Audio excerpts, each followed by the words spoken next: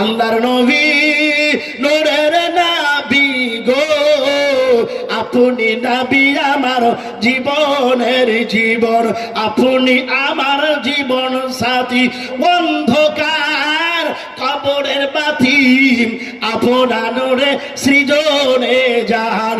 আল্লাহর নবী নূরের নবী গো, আপনি নবী আমার জীবনের জীবন।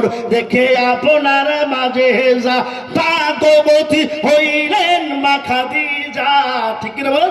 দেখে আপনার মাঝে যা ভাগবতী হইলেন মা খাদিজা, সঁপে দিলেন জীবন আর জৈবন।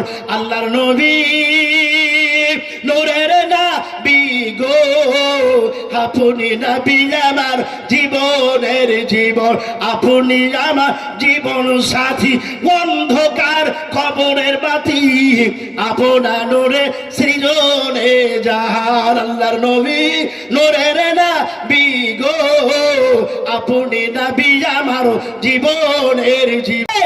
আল্লাহ রাসূল সাল্লাল্লাহু আলাইহি ওয়াসাল্লামের মা যখন আমিনা যখন আপনার গর্ভবতী ছিলেন, কি ছিলেন বলেন? আমিনা যখন গর্ভবতী ছিলেন, 7 মাসের যখন গর্ভবতী, আহারে ইতিহাস আছে যে বিশ্ব নবীর মা যখন রাস্তায় দিয়ে হাঁটতেন, সমস্ত মানুষ তার শরীর থেকে সুগন্ধি পেতেন। জোরে বলে সুবহানাল্লাহ। সবাই সুগন্ধি পেতেন।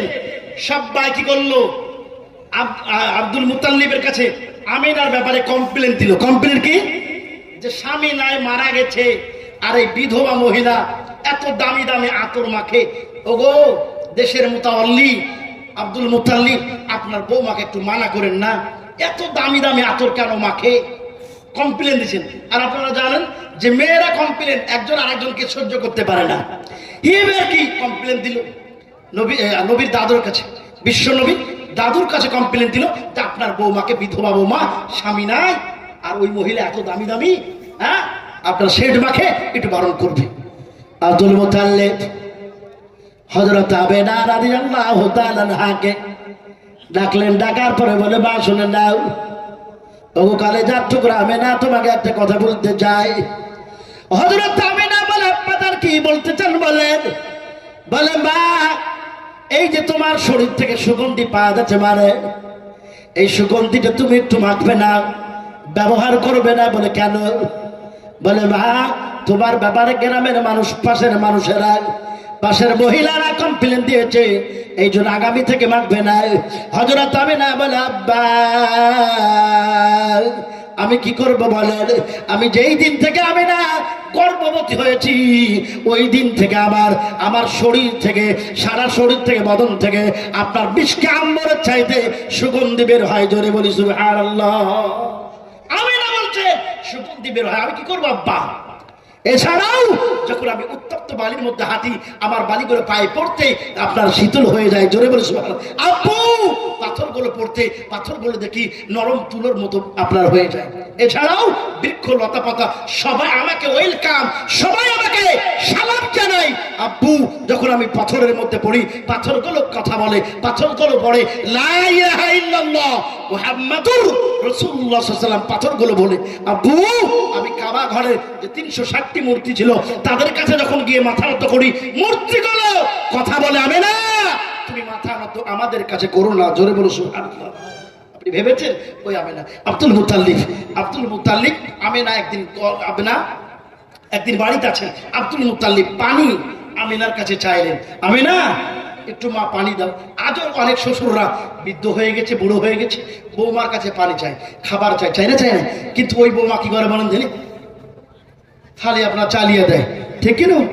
দেখে মায়া লাগে, অনেক সময় অনেক জায়গাতে দেখি। বন্ধুরা, ভাইরা, বাবা জীবন শুনে পড়ি। তো হযরত আমিনার কাছে আব্দুল মুত্তালিব পানি চাইলেন, মারে একটু আমাকে পানি পান করো না। আব্দুল মুত্তালিব আমিনা ডাক দিয়ে বলে, আব্বা জান আপনি ভিতরে চলে আসুন, একটু রুমের ভিতরে চলে আসুন। হযরত আব্দুল মুত্তালিব ভিতরে চলে গেলেন। বাপ যার পর আমিনা বসার জন্য একটা জায়গা করে দিলেন। ওরা আব্বা, ভাইরা, বাবাজি, বোনেরা, আব্দুল মুত্তালিব জায়গাটাতে বসে গেলেন। বসার পর আমিনা যে সকল পাত্রে পানিগুলো রাখতেন, সব পাত্রগুলো আপনারা দেখলেন। কিন্তু বাবা একটা পাত্রেও পানি নাই, সব পাত্রগুলো ফাঁকা আছে, ফাঁকা পড়ে আছে, খালি পড়ে আছে। আমেনা বলে আব্বা একটু আইবা, অপেক্ষা করুন, একটু বসুন, আপনার জন্য ইদারা থেকে পানি আনতেছি। হযরত আব্দুল মুত্তালিব বলে মা ওরা আমার কালেজার টুকরা বেশি শুনে নাও, তুমি গর্ভবতী, তোমার পেটে বাচ্চা আছে, ওরে মা পানি আনার জন্য তোমাকে যেতে হবে না, আমি নিজে গিয়ে পানি পান করে নিচ্ছি। আমেনা বলে আব্বা আপনি আমার শ্বশুর মহাশয়, আপনি আমার অভিভাবক, আপনি আমার আব্বা যান। ওগো আব্বা শোনে নেন, আপনাকে খুশি করতে পারলে আল্লাহ খুশি হবে, আল্লাহ খুশি হলে জান্নাতে যাওয়াটা সহজ হয়ে যাবে। হযরত আমেনা রাদিয়াল্লাহু তাআলা বাপজি বালতিখানা নিলেন, রশিখানা নিলেন, নার পরে আপনার পানি তোলার জন্য ইদারার দিকে বাপজি আপনারা যাইতেছেন। বাবা পানি তোলার জন্য ইদারার দিকে যাই, ইদারার কাছে পৌঁছার আগে আল্লাহ ইদারার পানিকে ডাক দিয়ে বলে ও ইদারার পানি আর নিচে থাকবে না, উঠতে উঠতে উঠতে উঠতে ইদারার কাদা বরাবর হয়ে যাও। আল্লাহ পানিকে ডাক দেয় আর বলে পানি রে ও পানি আর নিচে থাকবি না, উঠতে উঠতে ইদার কাদা বরাবর হয়ে যায়। পানি ডাক দেয় বলে আল্লাহ এ যাবৎ জীবনে কোনোদিন ওঠার জন্য বলো না, আজ কেন বলো? বলো বলে আল্লাহ আজ কেন একটু দয়া করে বলো, কিসের জন্য বলছো? আল্লাহ বলে পানি রে ও পানি শুনে নে, যেই মহিলাটা তোর কাছে পানি নেওয়ার জন্য আসছে, ওই মহিলাটার পেটের মধ্যে এমন একটা বাচ্চা আছে যার নাম আমার নামের পাশে বসবে, জোরে বলি সুবহানাল্লাহ। ও কালিজার টুকরা ভাইরা বাবা মনে না, পানি কথা বলতে লাগলো, আমার আল্লাহ ফুতিহাত আবু আবু সাবা আসমানের দরজাটা খুলে দিল। আসমানের দরজা খুলে দেওয়ার পর ফুতিহাত আবু আবুল জান্নাত, জান্নাতের দরজা খুলে দিল। জান্নাতের দরজা যখন খুলে দিল, ও কালিজার টুকরা আব্বা ভাইরা পানি দেখতে পেল আল্লাহর নামের পাশে, আল্লাহ পাকের জান্নাতের মধ্যে প্রত্যেকটা জায়গায় আল্লাহর নামের পাশে মুহাম্মাদুর রাসূলুল্লাহর নাম জানো লেখা আছে, জোরে বলি সুবহানাল্লাহ।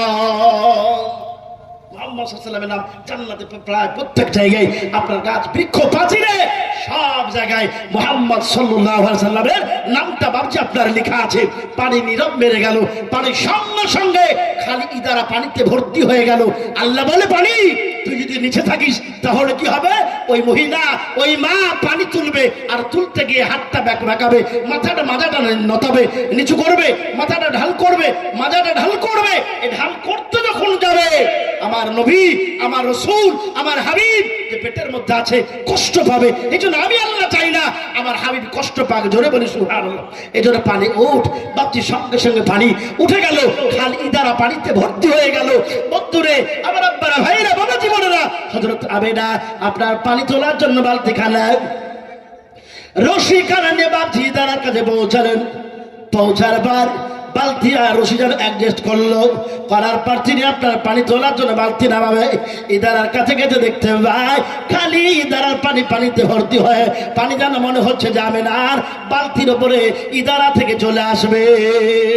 পানি আপনার টলমল করছে, পানি মনে হচ্ছে যে পানি মনে হচ্ছে যে উঠলে আপনার আমেনার বালতির মধ্যে নিজে থেকে ঢুকে যাবে। হযরত আমেনা ভয়ে বালতি রশি ফেলে দিয়ে চলে আসলেন। আসার পর আব্দুল মুত্তালিব বলছে মা কি ব্যাপার বলো?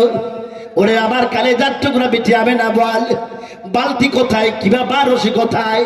ওরে আমেনা কে কি তোমার কোন রকমের কেউ তোমাকে তাড়িয়ে দিল বা কেউ তোমার সঙ্গে খারাপ ব্যবহার করলো, কেন তুমি কাঁদছো বলো?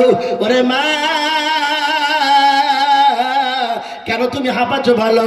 আব্দুল মুত্তালিবের সঙ্গে সঙ্গে আমেনা বলে আব্বা জান কেউ আমাকে তাড়িয়ে দেয় নাই, কেউ মারে নাই, কেউ বকাঝকা করে নাই, তবে যা জীবনে দেখি না আজকে দেখলাম। হযরত আব্দুল মুত্তালিব বলে মা কি দেখেছো বলো? বলে আব্বা জান দেখতে পেলাম খালি তারা পানিতে ভর্তি হয়ে গেছে।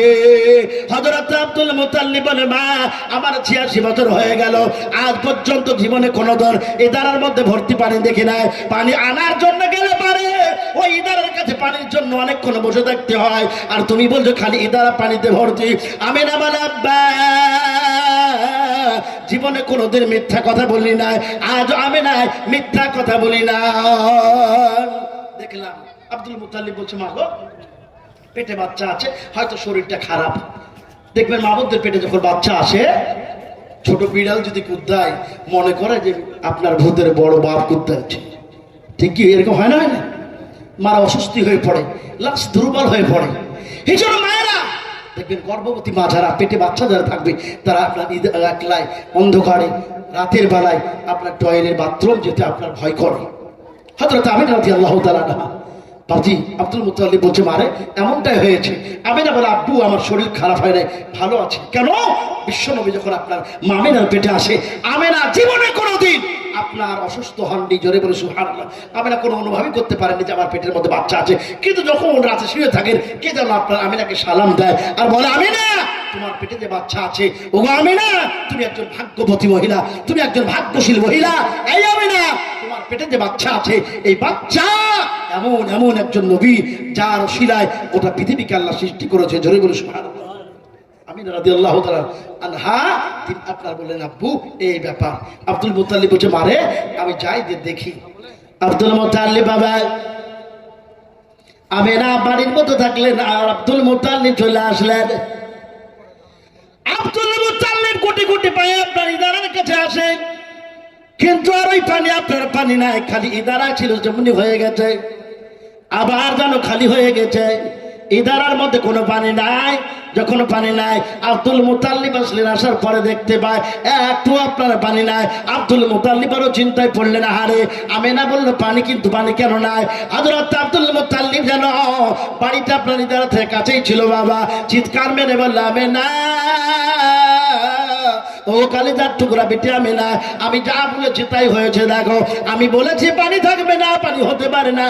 তুমি দেখো মা, এখন ইদারা খালি পানি নাই। আমিনা বলে, আব্বা যান আপনি ইদারার কাছে দাঁড়ান, আমি না যেন আসতেছি। যেমন বলা ওরে আব্বা ভাইয়েরা বাবাজি ওরা, হযরত আমিনাও ইদারার দিকে আপনার কোটি কোটি পায়ে আপনার আগায়, আর আল্লাহ অর্ডার দেয় পানি রে, ও পানি আর বিলম্ব করবি না, তাড়াতাড়ি করে আমিনা আসার আগে খালি ইদারা পূর্বের নাই ভর্তি হয়ে যা। জোরে বলি সুবহানাল্লাহ।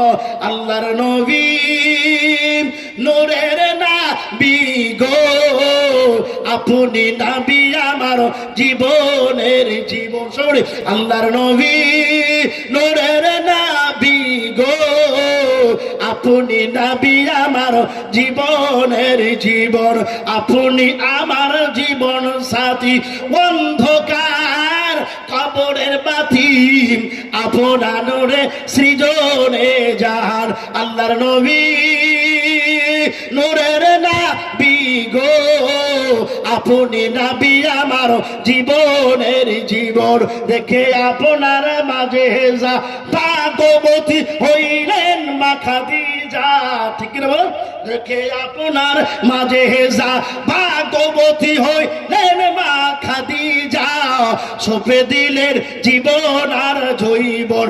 আল্লাহর নবী নূরের নবী গো, আপনি নবী আমার জীবনের জীবন, আপনি আমার জীবন সাথী, অন্ধকার কবরের বাতি আপনার নূরে সৃজনে জাহান। আল্লাহর নবী নূরের নবী গো, আপনি নবী আমার জীবনের জীবন। নারে তুমি ঠিক কিনা বলেন? সেই নবী সব জীবনের জীবন, যার দেখা যেন আল্লাহ কবরে দিও। জোরে বলি সুবহানাল্লাহ। আল্লাহুম্মা আমিন। আল্লাহ তুমি নবীজির দেখা কবরে আমাদের করে দিও, ঠিক কিনা? দেখতে চায় না, চায় না বলো? আল্লাহ তুমি সেই দিন নবীজির হাতে দ্বারা হাউজে কাউসারে পানি পান করায়। জোরে বলি সুবহানাল্লাহ। আল্লাহ পাক আমাদের কবুল করুক। বন্ধুরা, আপনারা ভাইরা, বাবা জীবনের বন্ধুরা, হযরত বিশ্বনবী সাল্লাল্লাহু আলাইহি ওয়াসাল্লাম দরদি নবী, মায়া মমতার নবী, নবী কুলে শিরোম, নবীজির এমন পাওয়ার ছিল। আব্দুল মুত্তালিব ইদারার কাছে আসলে মা আমিনা এসে পৌঁছালেন, আব্দুল মুত্তালিব নিজে পানি পান করলেন, মা আমিনাকে পান করালেন, আর বললে, মারে তোর পেটে যে বাচ্চা আছে ওই বাচ্চার বরকতে আল্লাহ খালি ইদারাকে পানিতে ভর্তি করেছে। জোরে বলে সুবহানাল্লাহ।